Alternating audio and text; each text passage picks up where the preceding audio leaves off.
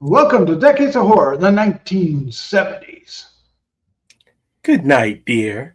And don't forget my name. My name is Baba Yaga.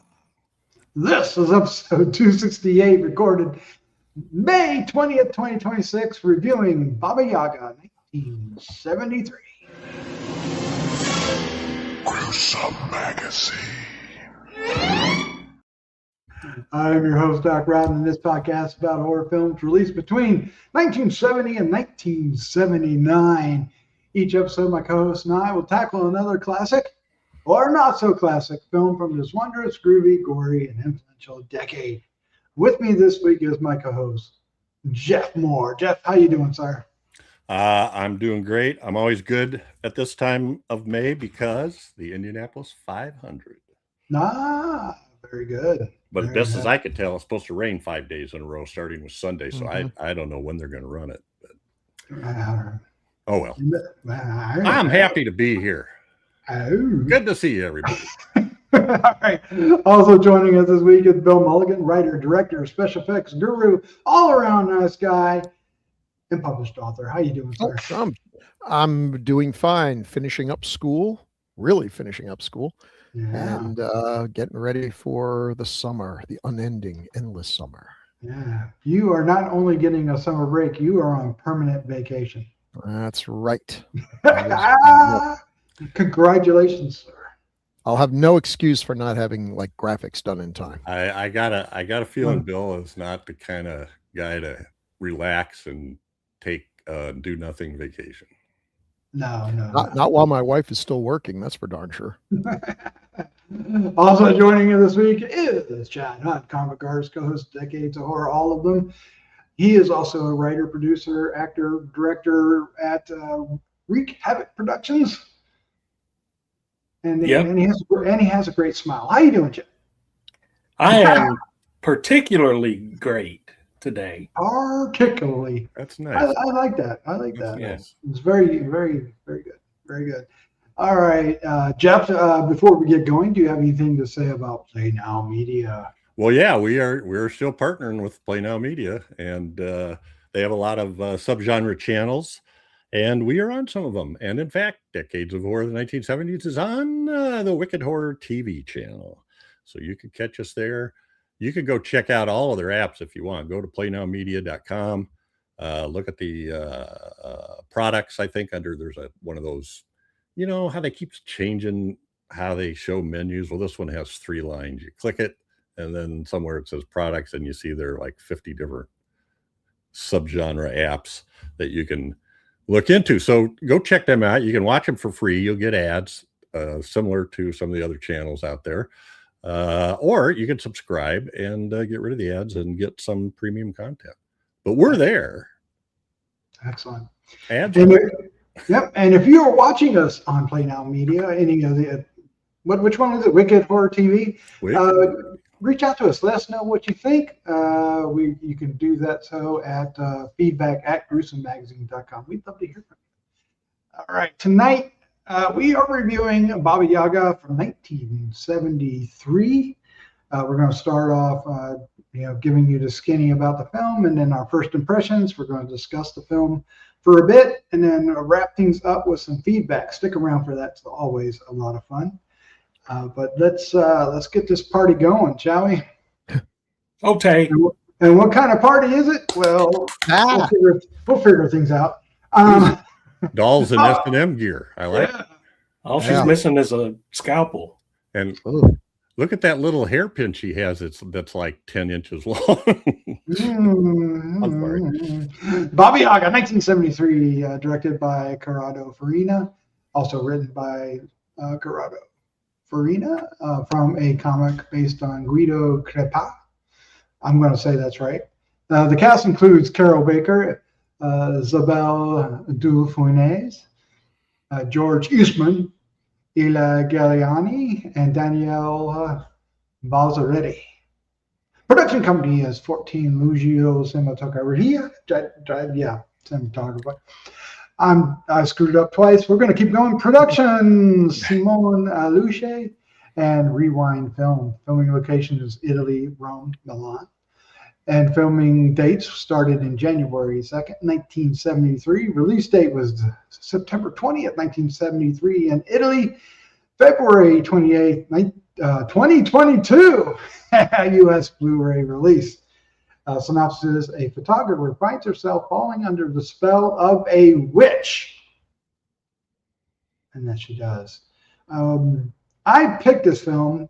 Should I go first? Yes, you should. All right. It's weird introducing myself as going first, but hi. I picked this film because I'd heard about it, seen it, as we searched through the movies to watch each week, and there it was. And I said, you know what? I'm going to pick this so I don't have to consider it anymore. And it's supposed to have a witch in it, so that sounds fun. Yeah. Good thinking. This movie disappointed me in a lot of ways for said witch, but having said that, there are things to like about this film, none of which involve the story. But the cinematography is beautiful. The actors, I think, are, many times gorgeous to look at. And there's some set design that's interesting. I'm not really keen on the artsy fartsiness of it, but it does shoot for the moon with that. And the house in which the witch lives is really gorgeous. I love when it gets to the ending and they're in the house and it's storming and raining. Love the set. Other than that, lots of raspberries. And I will end there and let the rest of the people fill in the blanks of what I mean, because I have a feeling, a sneaky feeling, that this is going to carry over. And we'll start off with Chad, who may be the most vocal, but maybe not. Chad, what was your first impression of Baba Yaga from 1973? Oh, I love this movie. Did you detect the sarcasm there? A little. Let me say something real quick. Usually I'm of a mind of not trashing a movie too hard unless it deserves it. And because, it takes a lot to get a movie made. It takes a lot of production work. It takes a lot of, with the casting and money, and it takes a lot. But this one, I have to rescind that a little bit. You've done that before. Yeah, and because I did not like this movie at all. It was, it's a beautiful looking movie. It really is a beautiful looking movie. It's shot great. I'm all about story. Story comes first, most of the time. Story comes before production, design, music. It comes before all. If you've got a good story, you've got a good story. And this did not have a good story complete. And then that's where it failed for me. It just didn't deliver. I just found myself nodding off and just bored. It's like a Cinemax skin flick dressed up as a horror movie. And since I'm not a big fan of those type of movies either, I just wasn't into it. Just wasn't into it. Like I said, the costumes and the way the film looks is beautiful. It's a beautiful looking film. But yeah, story wise, it just let me down big time. And I did appreciate the comic book artwork throughout. I'm very aware of Crepax, or however you say that guy's name. Guido Crepax. Yeah, and he's a great artist, but it just didn't translate well to screen, I think. And so I was kind of disappointed in it. Yeah. A quick question to everybody. Did anybody else get a Barbarella feel? Oh, for sure. Okay. I wanted to mention that and forgot. And yeah, so thank you. Bill Mulligan, sir, what was your first impression of Baba Yaga? In fact, I keep thinking about picking Barbarella for classic, but okay, so I did not expect to like this movie at all because unlike you, I knew exactly what I was getting into. Because I was familiar with Guido Crepax. I don't know. I call it Crepax right up to the moment you just said Crepon. It's like that probably. So did I. It's probably Crepax, but who knows? No, it probably isn't because Europeans just love to drop in those unnecessary consonants. There's a lot of things I would dislike about this film. It's not really a horror movie. It has like probably one of my least favorite kind of characters from these films, which is a bunch of 60s Euro weenies who are, walking around talking about politics like they've never actually read a book, but they know the words. And just, gratuitous, but welcome nudity, because I'm sure nothing else is going to keep my interest, but really well shot, some cool composition. But what got me watching it, and I appreciate this, is that this is one of the best adaptations of a comic book. And at the top of the list for me would be Creepshow, which not just adapting a comic book. There's a lot of good comic book adaptations. People don't even know that they were from a comic book, like Men in Black. But this one has the look of a comic book, specifically the look of Crepaw's Valentina, which I've read some of those. I think if you've read one, you've read everyone you need to read. They're very repetitious, but I like his style. It's not my favorite kind of comic book style because, I really like stuff like Kirby and Ditko, where they tell the story. You could take all the words away and still know what's going on. His stuff is very much more, to me, advertisement illustrations, and they're cool.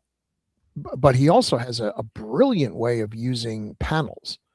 And that's something that some of my favorite folks, like, Ditko, would just 6 panels per page, and the storytelling was all within the panel. But this guy actually uses the panels to good effect.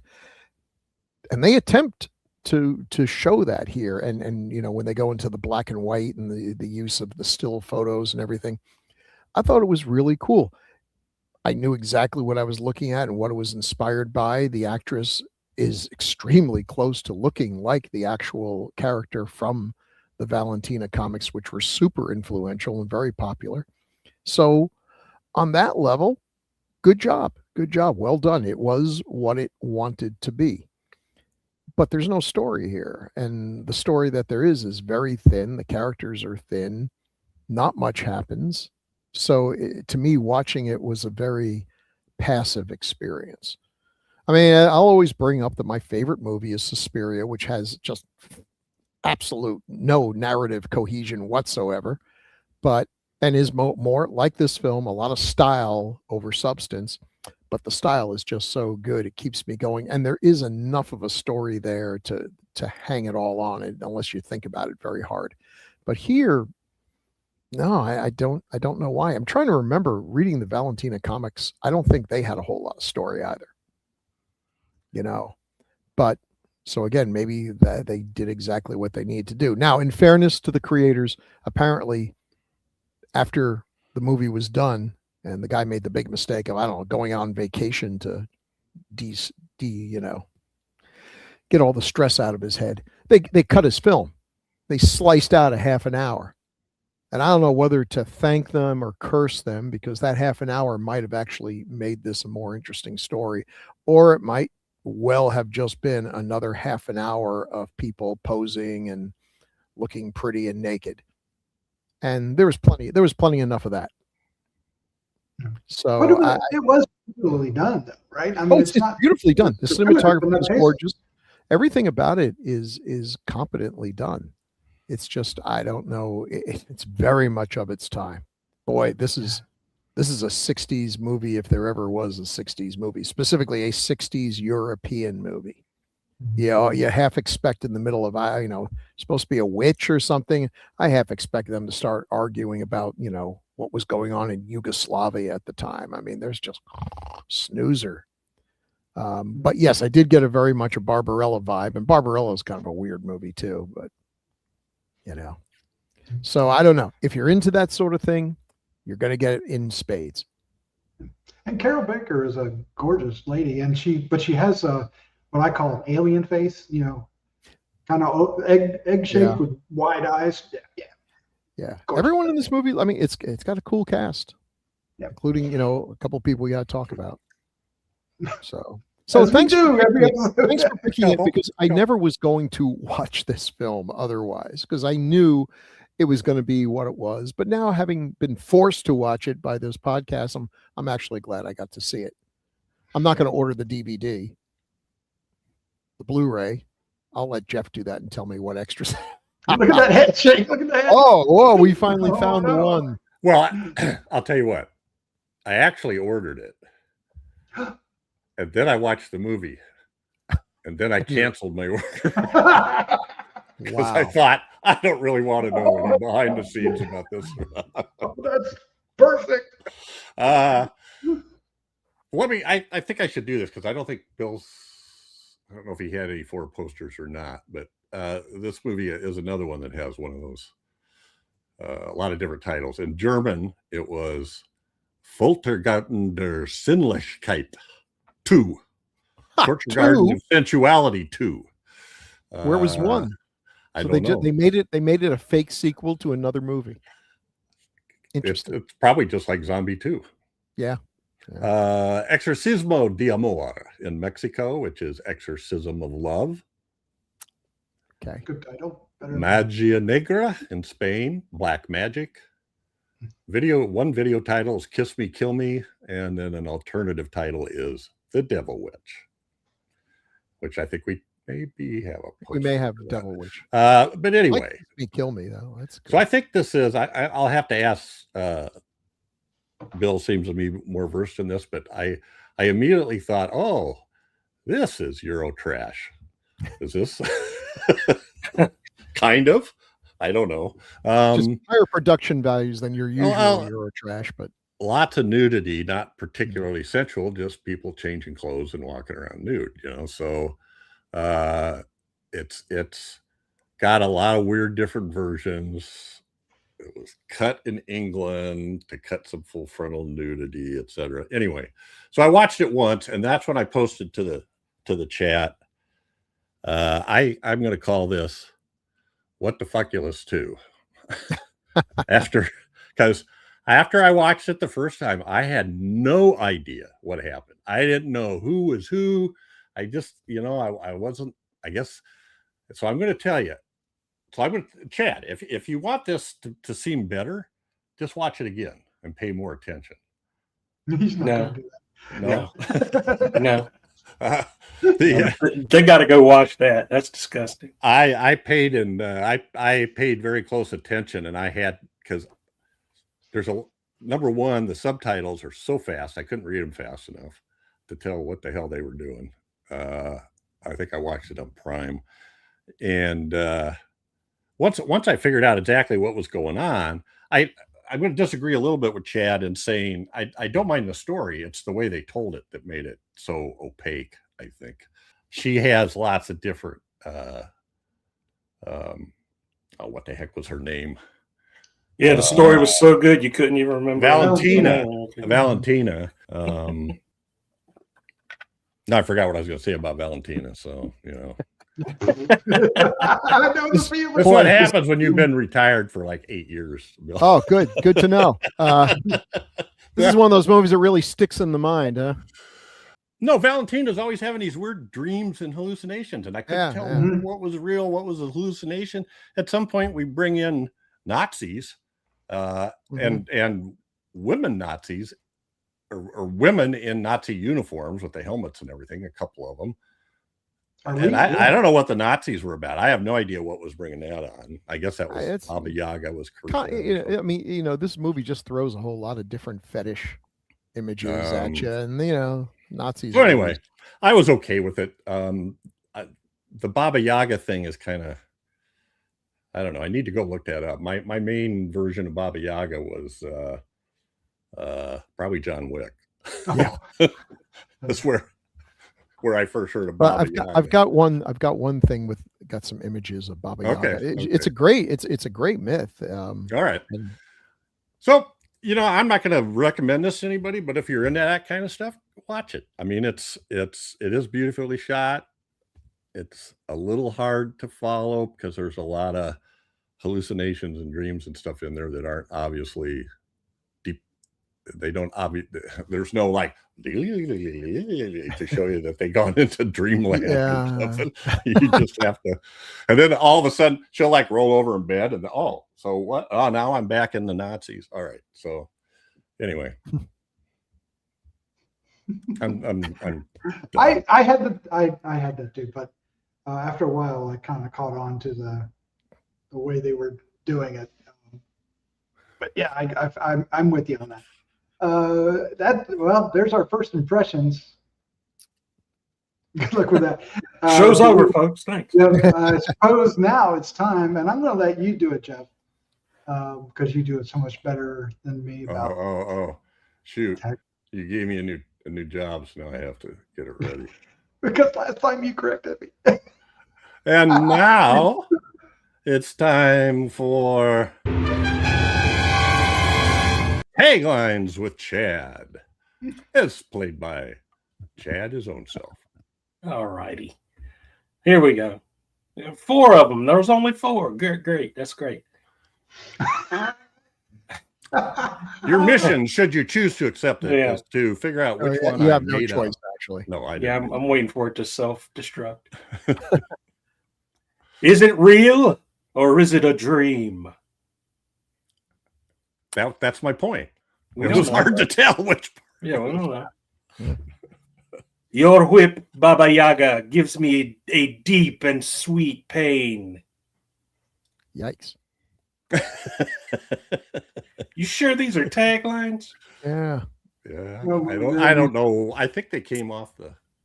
Keep going. Keep going. Yeah, I was going to say we definitely know what audience they were at. Uh-huh. The psychedelic shocker based on the erotic comics of Guido Crepax. Yep.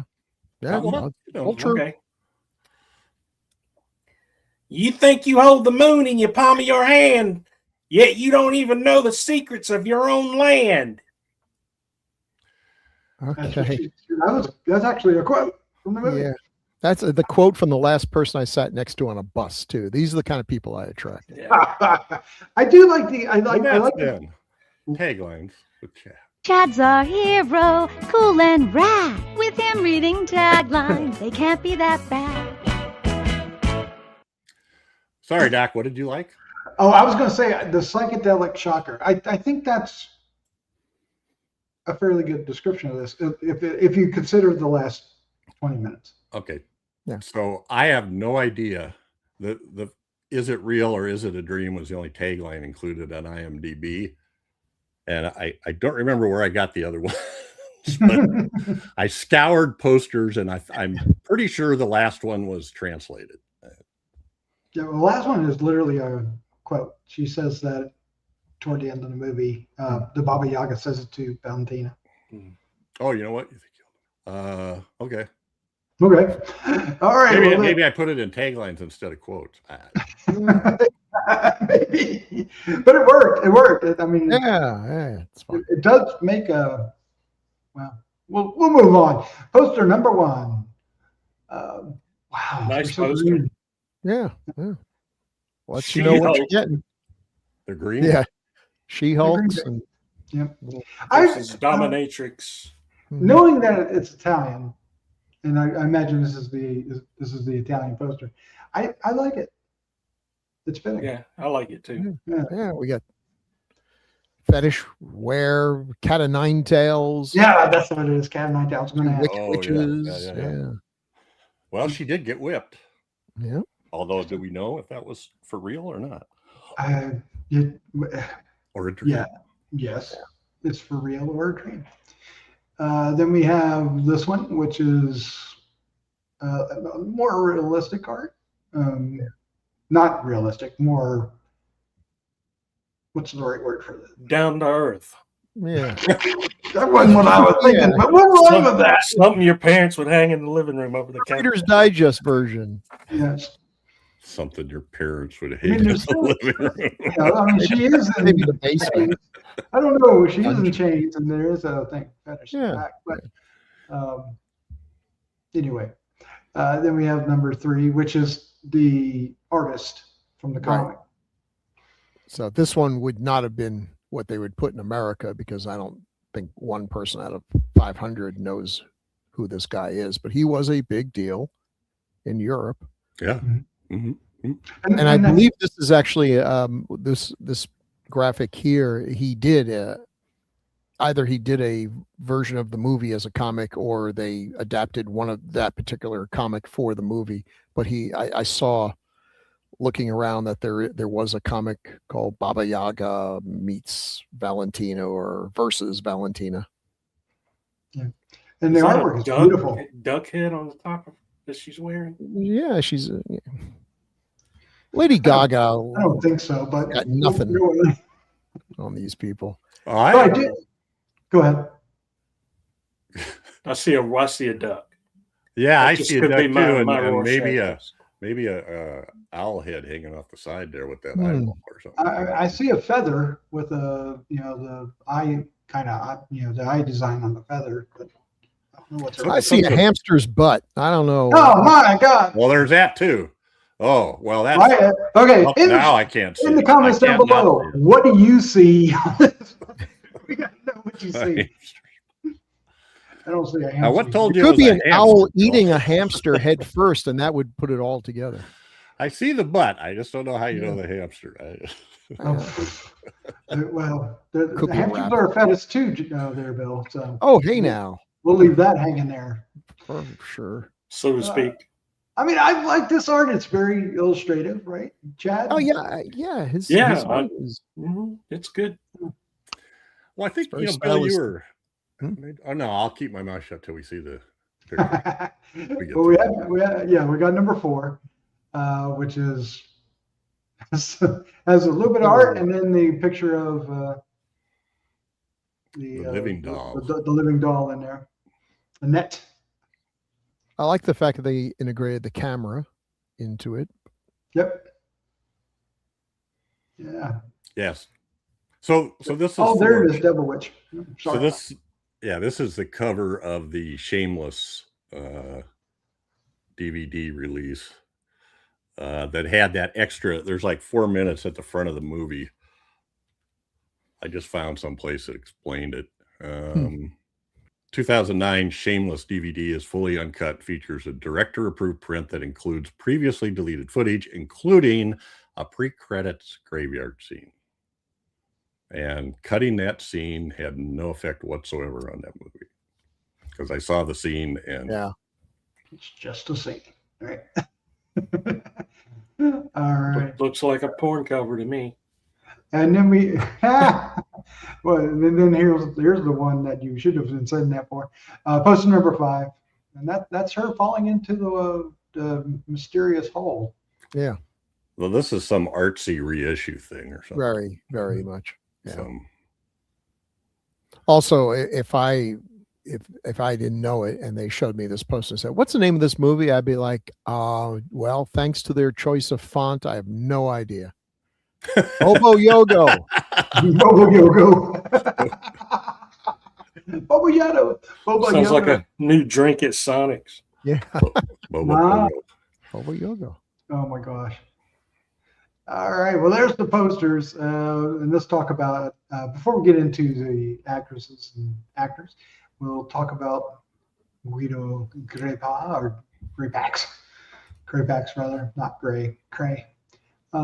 Yeah, look at this art. I am not familiar with this, Bill, like you are, and I like his art. Yeah, it is very attractive. I mean, it's a cool, with so many artists who just like, I'm going to add more lines in there and until people insist that it's great, and then you got like, young blood or something. But I like an artist who can pull it back and with as few lines as possible, although there's a lot of detail and everything in here, but there's also a lot of white space. I just like that look. I mean, he's good with color. I was surprised to find some of the color stuff, but I love the black and white stuff. But that bottom panel in particular, just his use of panels is really innovative and smart. And allows him to really stretch out a scene. Now that works great in a comic book where you can read or, peruse over an art for as long as you like. Mhm. That same sensibility in a movie can get draggy. And I think it happened here. Yeah. Chad, I see a lot of Frank Miller in this. Do you see it? Mhm. I do, and there's probably some of Miller's work that's influenced by him. But I was always a big Milo Manera fan. Yeah. I know who Crepax is, and I've seen some of his artwork, but I've never read any of his comics.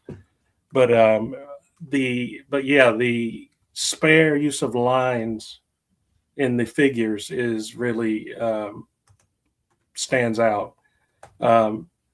Almost like if you're thinking of light sources, like the face is overexposed with light a little bit, where you don't see any lines, just the basics. So it's good. Kind of reminds me of Alex Toth, when I was a kid, I'd look at something like Toth and just like, God, this guy, was he wearing boxing gloves when he's inking this? I mean, it's but then you get older and you appreciate, this guy is so much better, is able to do so much with less. There wouldn't be any Hanna-Barbera cartoons without Alex. That's for sure. Yeah. And how would you describe a difference from Jean-Claude Forest, who did Barbarella back in the 60s? Barbarella's kind of crude art. Mm-hmm. But I'd have to look at the comic again, can say that. Again, a lot of my favorites like Ditko or not, we're not talking Neil Adams. But for a storytelling standpoint, brilliant. And so I'd have to look at Barbarella again. I only remember a little bit of it. But Barbarella, unlike this, more story than one issue of Barbarella has more story than 10 issues of most things. I mean, it's just bang, bang, bang, bang. If you got tired of that, here comes something else. And the movie has that, captured it pretty well too. I mean, I guess you have to say Barbarella is another example of a successful comic book to movie transfer, and probably was also way more financially successful than Baba Yaga was. One of the rules too for drawing beautiful women in comics is less lines, the better. Mm-hmm. The more lines you start adding to the face and creases and stuff, they start looking older. And it changes the look of the character. So you've really got to be good at basic drawing, to figure out, all I need is this.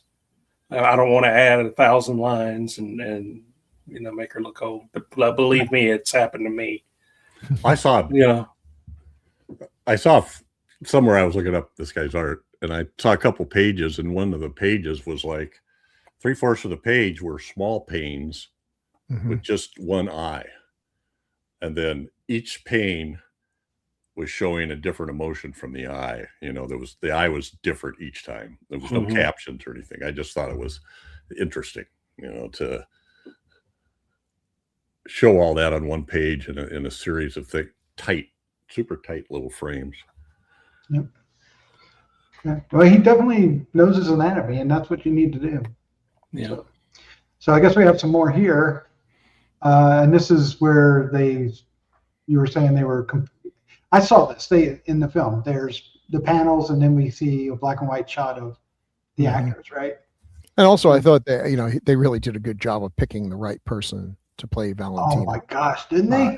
She looks very much like the character. She's got those, because one of the things you also do a lot of times when you're doing comics, one of the reasons why comic book movies can be difficult to pull off is when a real human being puts on spandex and stands there, they don't look like they were done by John Byrne or Jack Kirby or anyone, they look like a guy in leotards.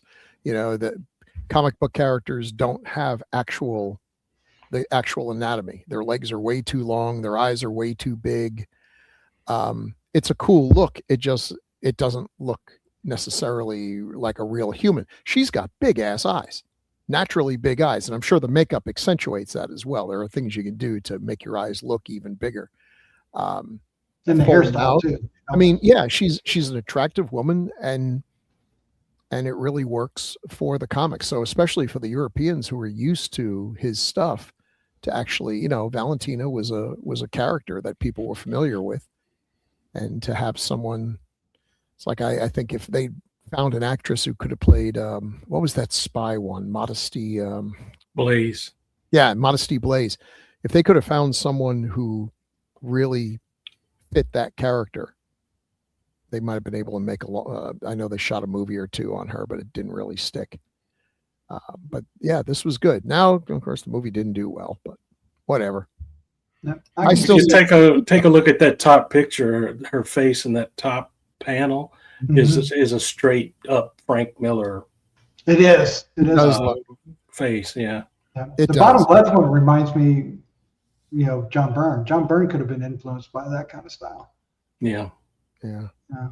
You know, because you always. Especially that bottom left. Yeah, that's what I'm saying. The bottom left. You Yeah. see that a lot with comic book artists as they mature, get older, maybe get past their success prime or whatever.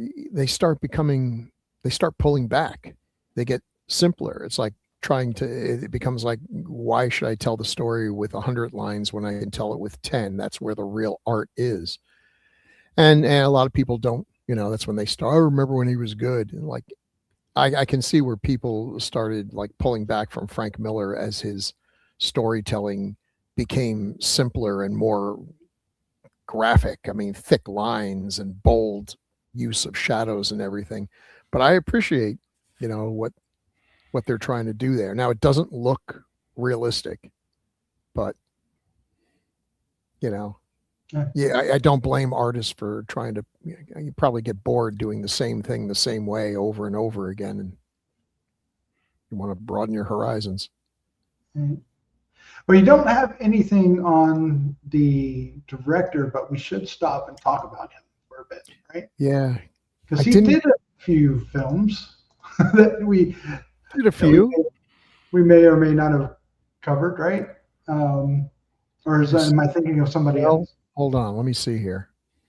I might be thinking of somebody else. The director only did 2 feature films. He did a lot of documentaries. Okay.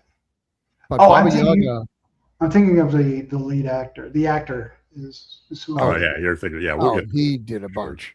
Yeah, we got to talk about him for sure. Yeah, because he did a film called They Have Changed Their Face in '71. He did Fumatophobia in '73. No, that was short. Baba Yaga. Yeah, that's it. Those 2. And then a TV series. Okay. Well, Corrado Farina, congratulations. And we'll move on to our Baba Yaga herself. Right? Well, no, this is Valentina. Claire Deslue. Oh, this is Valentina? That's Yeah. That's Valentina. Yeah. But I thought, okay, so I mixed up the actresses then. So Carroll Baker is Baba Yaga. Baba Yaga. Okay. See, I'm having a hard time with this film with all the people, but yes, Yeah, this you had is to pay attention. Isabella. I told you you had to watch you- it close. All right. Because I didn't know either. I gotta say, it is cool. One thing I do Oh, miss I from the '60s, not much, but one of the things I do miss, how cool it was to actually have a camera, a film camera that you had to like focus and wind it and everything else, and you had to treat the film inside. If it got exposed to light or X-rays, it would be spazzed out. You had to have a dark room with chemicals that I know had to cause cancer because you could just smell the cancer coming off of them. One of those But it cameras was with the top so viewer, too. cool. It was such a cool thing to do, and the impermanence of it. And if you ruin the negatives, it's gone forever. Now, I would not go back to that for any amount of money. You just Photoshop and digital everything, digital film, digital cinema, digital everything is so much easier to do. Things that would, it's opened up the ability to do the art to regular people who maybe have an apartment, don't have a dark room, Mhm. But I don't know, there's just something cool about that handheld using that machine and having to get it right the first time, not take it back, the way it is now, you take a photograph, everything was perfect except you didn't get the focus right. Well, put that to topaz gigapixel and you can turn crap photos into perfectly good photos with the help of filters, and now AI is doing a lot, though you got to be careful with that. Yeah. Back then it was all your skill. Yep, I remember taking, when I was in college in the 80s, I took a photography class, and we had to go into the dark room, and you had one chemical, two chemical hanging up, and but it had a really interesting door that you would go in, and it was one of those circling doors. You'd go in, and then you'd have to wait for a second, and then you could open the door the other way and walk in. And that, so it was, I loved it. The process is fun. The process is cool, and it made you feel like an actual artist, because not all of us were blessed with like Chad's talent to actually be able to draw, take a pen and a piece of paper and draw a picture that doesn't look like I'm 4 years old and blind and have never actually seen a horse. Not everyone has that gift, but you can take a photograph, and then you're just like, I'm just taking a photograph for her. But then, when you're actually every piece of it, and how long do I put it in here? Now I have to hang it up and let it dry, blow butterfly kisses at it. And now you feel like you had a hand in the creation of this thing. Yeah. And back when she did, you have to know distance and I forget the name of it. You had that little thing you would hold in your hand, the light reader, and huge pain in the ass. Just to interrupt for a second, the director, Corrado Farina, his other feature is a horror movie. Oh, is it? What it tells? They have changed their face in 1971. Oh, that does sound like it could be a horror movie. Yeah. Well, get this. In this allegory on capitalism, director of a car corporation invites one of his employees to his country villa to give him the good news. He just got promoted. However, the old man is not what he seems, and promotion has a price. And the old man, I think, in the credits, that character's name is Giovanni Nosferatu. That might tell us a little something about it. That should have been a clue, dude. Anyway, that's not my real name. My real name is Alucard. And I'm like, I'm just screwed.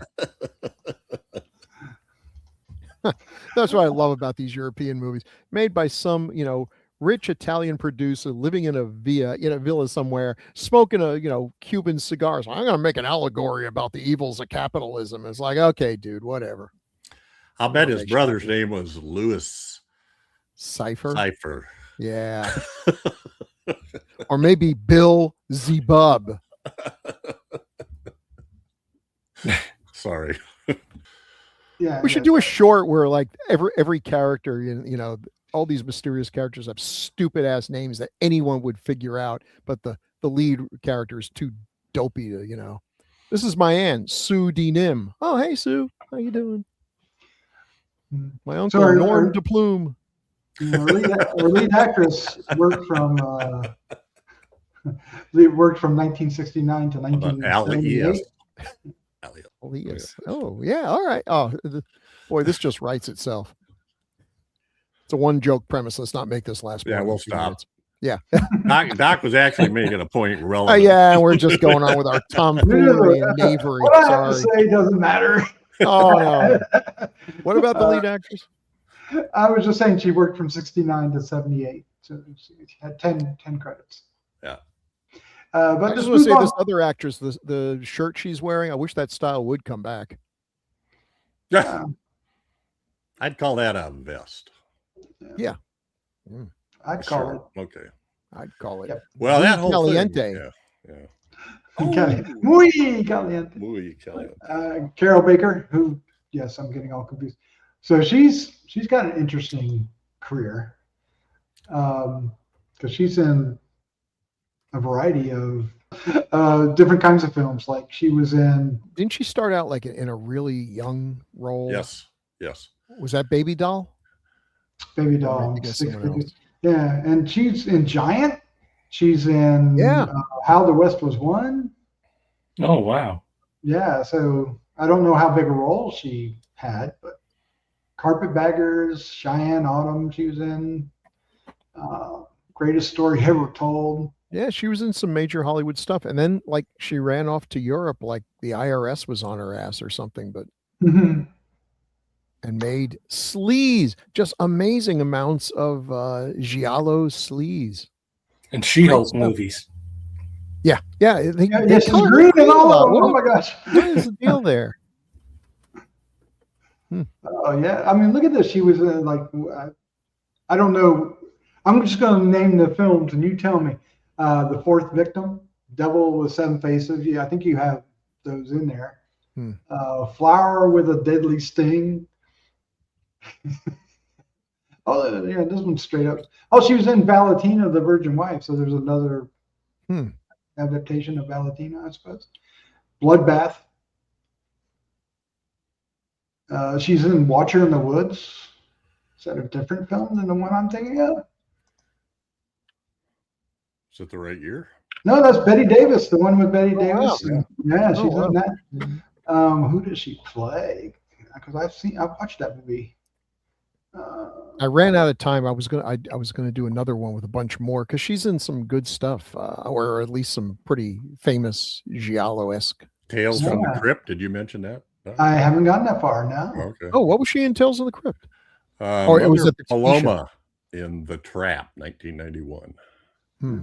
Star 80. She was Dorothy's mother in Star 80. Oh God. Ugh. Remember that movie? There's Kindergarten a- Cop. She was in Kindergarten Cop, for Christ's sake. That's way more of a horror movie than this movie was. Star It's What- not a tumor. Oh yeah, she was the mother of the bad guy. Yeah, In what? Oh, in Kindergarten Kindergarten Cop. Cop. Kindergarten Cop. She was pretty evil herself. Eleanor Crisp. in the Tales from the Crypt, the Trap, she plays the mother of Terry Garr, Bruno Kirby, and Bruce McGill. I don't know. I just thought it was funny. I don't remember that one. Mother Paloma. Directed by Michael J. Fox. Oh, wow. There you go. She was an actress who wasn't afraid to age and, make that transition to character roles, which I think really works for her, because when you see her in these older roles, I mean, she looks like a woman in her 40s or 50s, which is what she was, but you still get the sense this person, when they were in their 20s, was a femme fatale, and they, now they've still got that vibe going for them. She did a lot of this. I mean, God. I wonder if in Europe, I if, know like, where this I think I feel like in Europe she was probably considered, a big name. That lots of giallo films being released, but a Carroll Baker one was like, hey, that's a cut above because at least they could afford her. It's probably like everything else. It's going to be the 19 harpsichords of the scorpion's tale, but there are no scorpions or harpsichords, but she played Harlow in a. Harlow biopic. She was nominated for an Oscar for her role in Baby Doll. So, yeah. But in here, Valentina calls her an old lesbian. So, yeah. Well, there you go. Harsh. I would not make a little bit of a lesbian. Yeah, she made a huge name for herself right off the bat. Baby Doll. Wow. Baby Doll was Malden and very Eli Wallach. controversial, wasn't it? Yeah. Banned by the church, and which I'm sure put lots of asses in the seats too. Yes. Interesting. I feel like I've discovered a new actress because I didn't know anything about her. Let's see. She moved to Italy, made films there, and in England, Germany, Mexico, and Spain. I love this. One of her quotes is, "When Clark Gable kissed me, they had to carry me off the set." Isn't that a great way to describe it? Oh my gosh. They'd have to carry me off if he kissed me too. Yeah, I'm sure they would. After she refused to play a nymphomaniac in the trashy Too Much Too Soon 1958, Warner Brothers refused to loan her out to appear opposite Laurence Olivier, Burt Lancaster, and Kirk Douglas in The Devil's Disciple. Oh, man. Ah. Her trouble with Warner Brothers continued. She declined to act in a series of movies based on books by pulp writer Erskine Caldwell. Losing out on outside offers to do The Three Faces of Eve, Cat on a Hot Tin Roof, and The Brothers Karamazov. Listen, I admire her for sticking to her guns, but she refused to work on those films so she could do The Devil with Seven Faces. I mean, okay. No, read the next one. I think that's where they put her. Yeah. Read the next one about Rock Hudson and Elizabeth Taylor in Giant. I will. Despite playing a daughter of Rock Hudson and Elizabeth Taylor in Giant in 1956, she was just 9 years younger than Hudson and 9 months older than Taylor. Oh, wow. Yeah, she was good in Giant. It's a smaller role. I mean, if you're in Giant, you tend to be looking at Elizabeth Taylor and, James Dean. But she and Russ Tamblyn are the only surviving members of How the West Was Won. Cast members. Wow. Interesting. Well, I'm intrigued. I just this woman, she became a nightclub dancer to raise money for her tuition to the Actors Studio. And she was Miss Florida Fruits and Vegetables of 1949. Fruits and vegetables. Which do you think was more degrading, being the nightclub dancer or Miss Florida Fruits and Vegetables? Hey, girl. Anyway. Now this has turned into an experience. Yeah. All right. So here's Baba and Valentina side by side, and the doll and the camera, and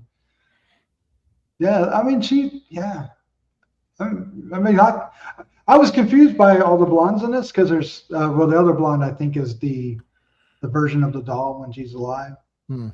Well, there's the model, who was what was her name? Romina. That's Daniela Balzaretti, the model, and then Annette, the doll, the living doll, was Ellie Galliani.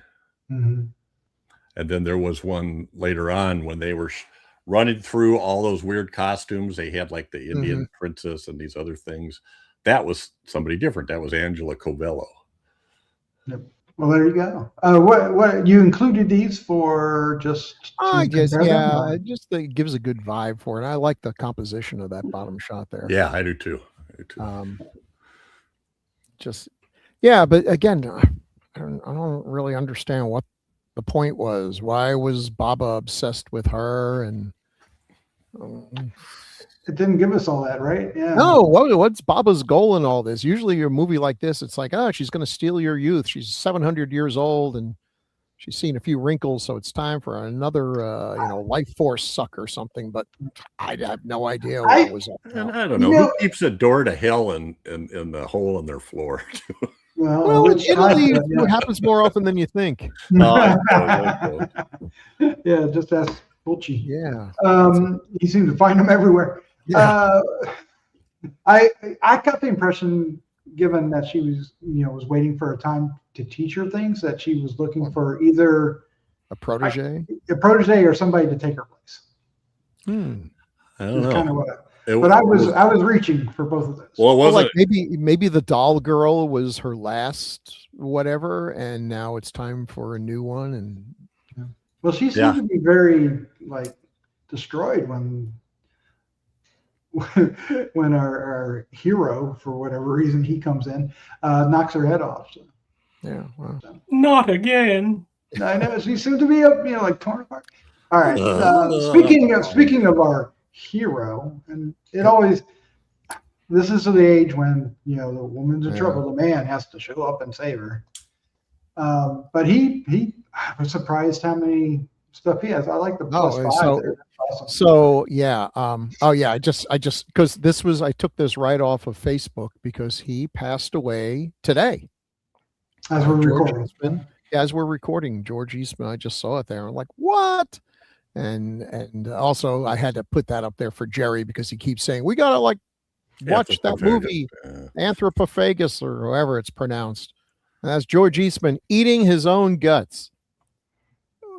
The only reason, he was hungry, yeah. Oh yeah, he was hungry and he'd been disemboweled, and he's a cannibal. And it's like, if you can't eat the one you love, eat the one you're with. And he starts munching on his own guts, which I thought is the only reason to watch that whole film.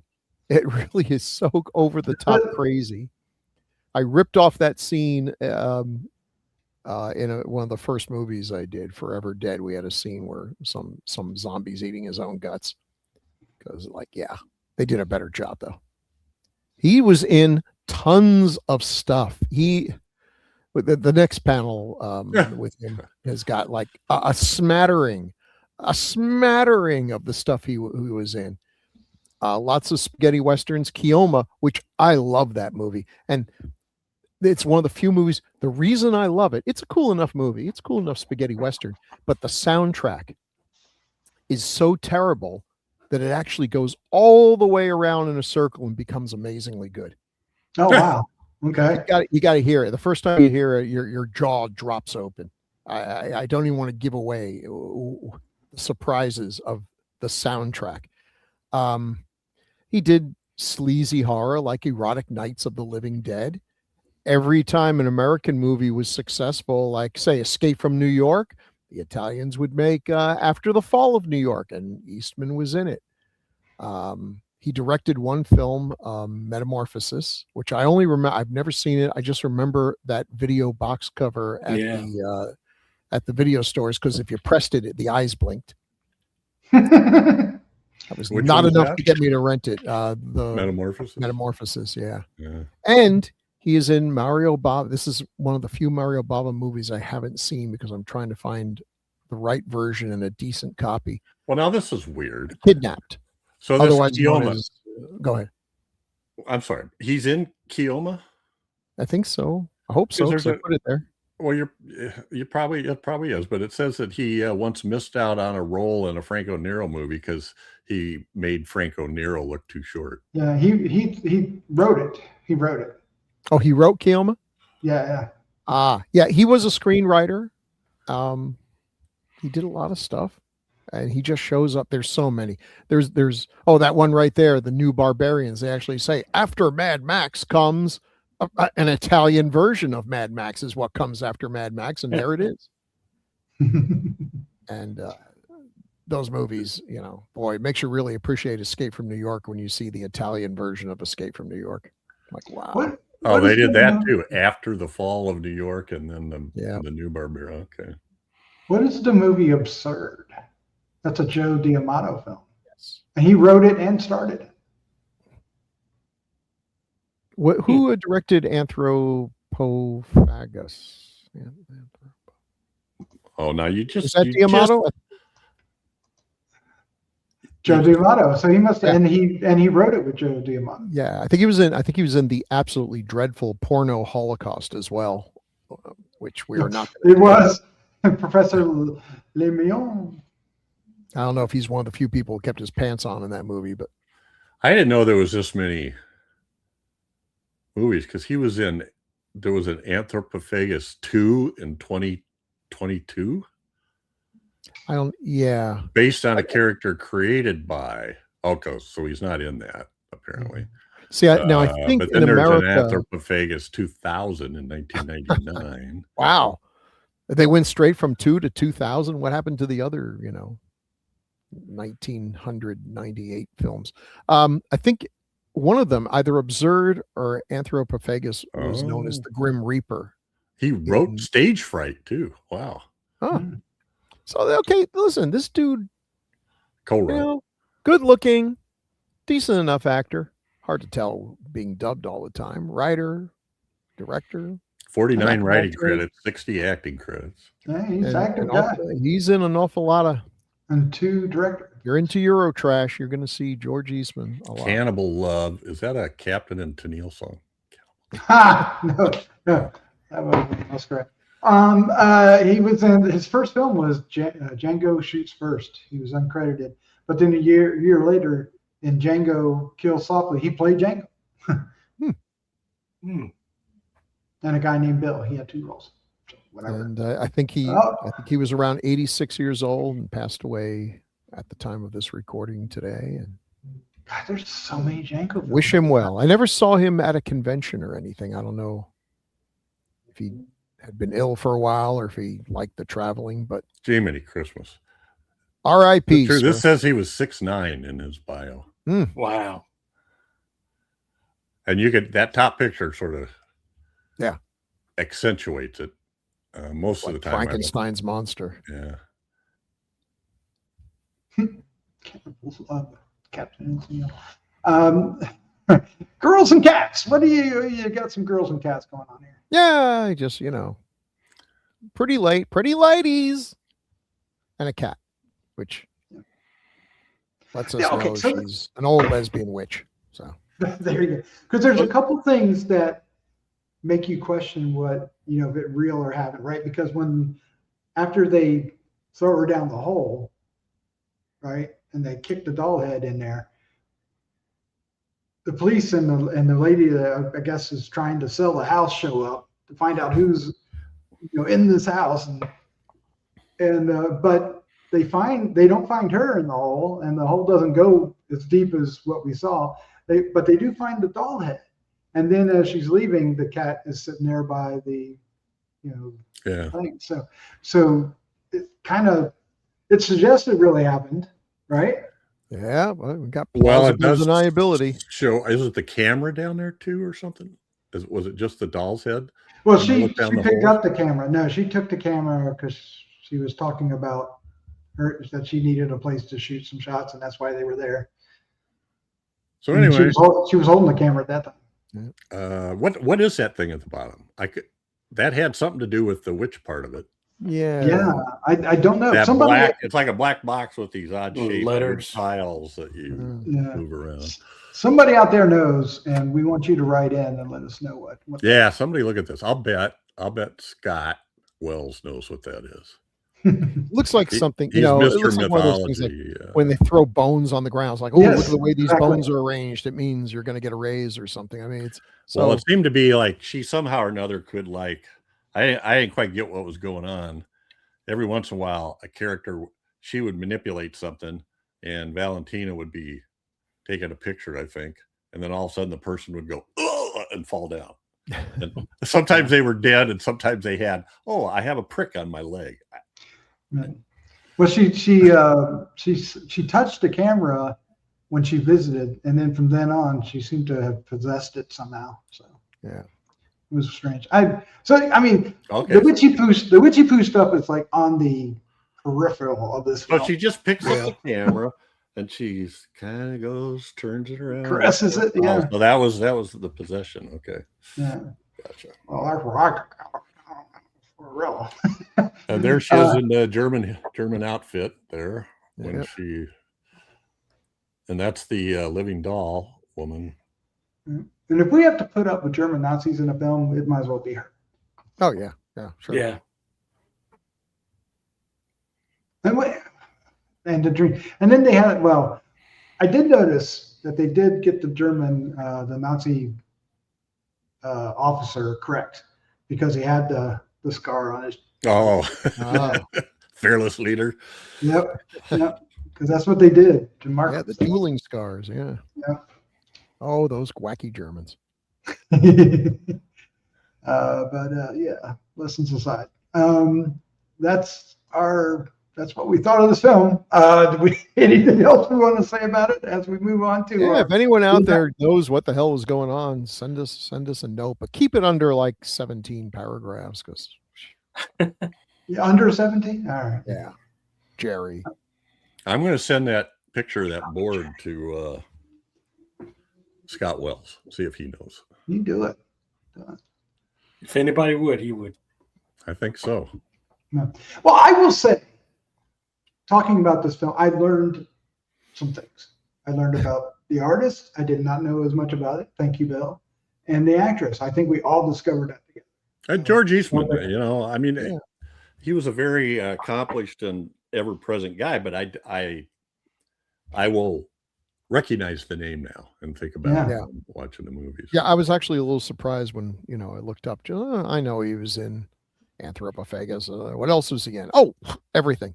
But dang, if you're 6'9" and reasonably good looking, oh yeah, that guy worked. Could probably work every week. I mean, he's made for that. Yeah. And he was a decent enough actor in this. Was he the guy who caught the rat? Yeah. Yes. Yeah, I was thinking, boy, that's some serious guerrilla filmmaking right there. Prancing around that mess. Yeah, it's like, oh, what's the part of this that's going to kill you? Actually, being bitten by a wild rat, God knows what diseases it has, or just even being around where a wild rat would be in this horrifying swamp water, rat infested. But anything for art, Yeah. So I don't think we've elevated this film for Chad at all, though, with these discoveries. No. But you did learn something.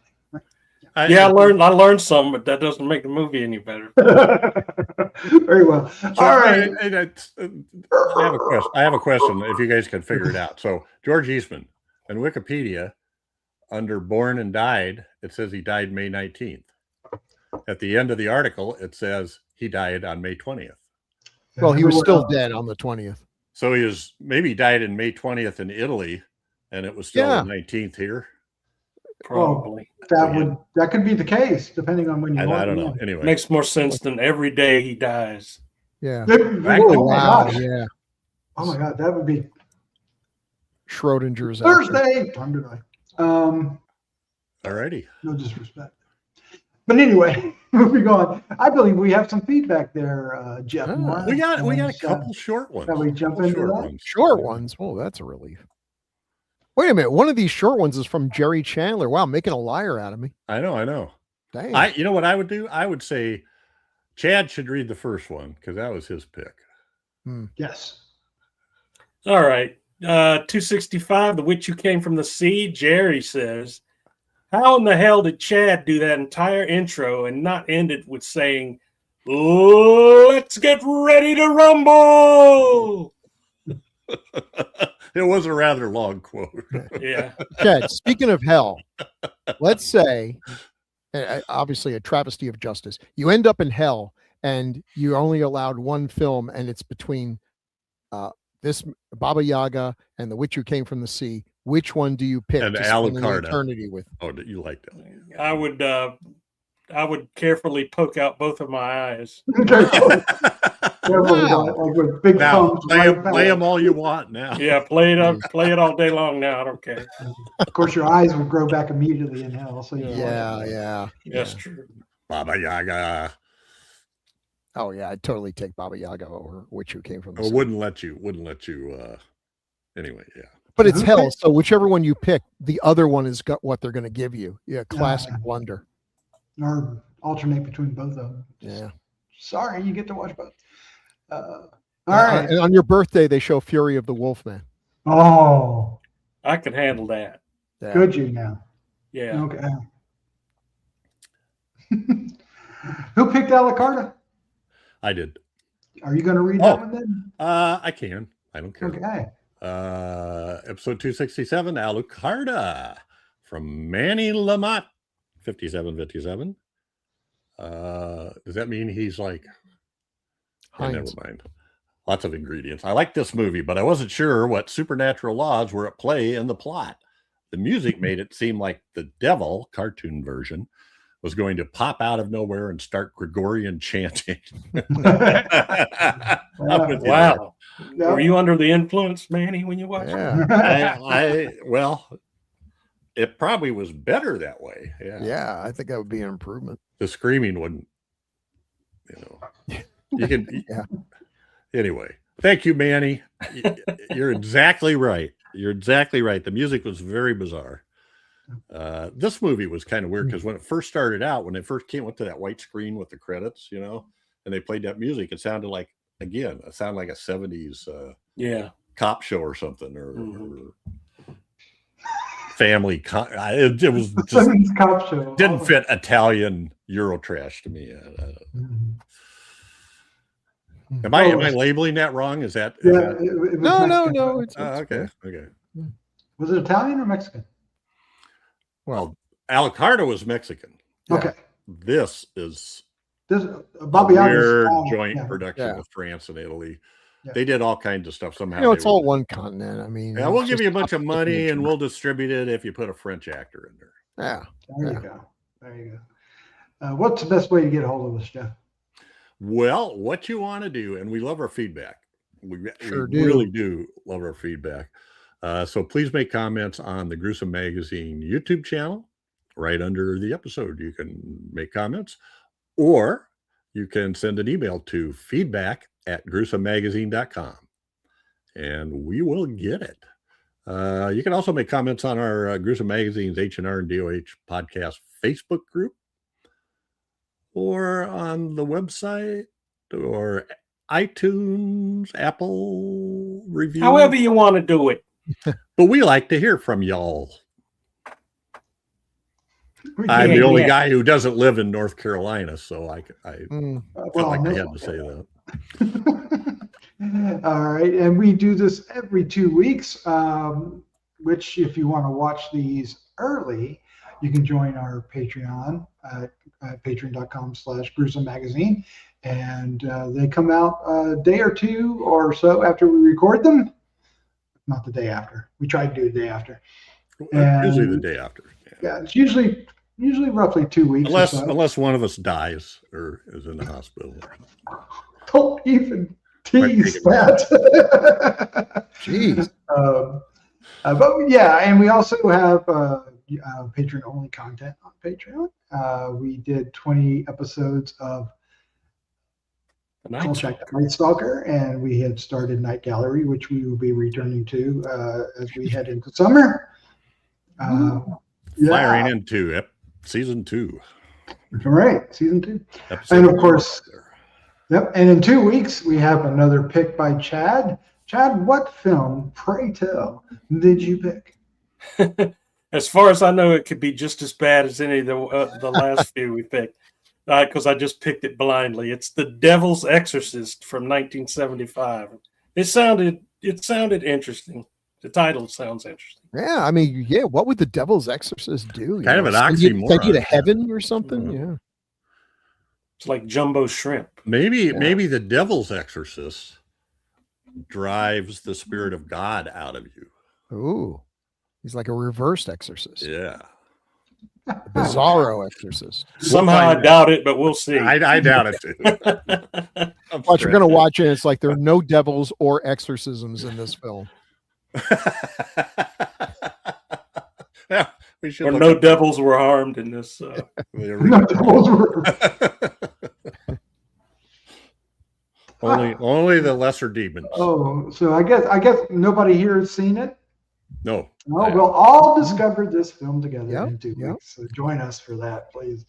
At this time, we're going to get out of here. We're going to say goodnight. But first, I'm going to thank Jeff, Chad, and Bill for joining me. I apologize for choosing this film, but I actually felt like I learned. I'm glad you picked it. Appreciate it. No. Thanks a lot. You know, it doesn't matter. No. It's a movie. It's worth watching. Yeah. You guys broaden my horizons. Otherwise, I sit down. It's like, okay, I want to watch a movie. There's 12,000 choices on Netflix. Galaxy Quest again for the 900th time. I'm going. Hey, you can't. I know how Chad. That's true. I know how Chad picked it. He went on Tubi down to the 70s. It was the first movie on there. That's probably it too. Yeah. Do you guys suffer the same? And we're going to quick aside before we get out of here because nobody's watching this one. When you guys go to watch a movie, just to watch a movie, is because there's so many choices make it so you never choose a movie? Sometimes. Yeah, that's the problem I have. If I don't do it that way and just go in and stab my finger at something, and if we haven't seen it, I'll pick it because I will sit there and go, I don't know, just bite the bullet and pick it. Yeah. You know, But I mean, even when I'm just like I'm sitting here and I'm like I'm bored and I want to go watch something, and I'll go, okay, let's go find a good horror movie to watch. I never pick one. It's just too damn many because I would watch that, but I'm gonna find something else. And you keep scrolling through the whole thing and go, well, this I should do this, but wait, let's keep going, and then you forget how many other ones you thought might be okay, and then you can't find them. Yeah. And it's time, and I just go. All right. Well, with that, let's get out of here. Say good night. Thank you all so much. good night. Good night, everybody.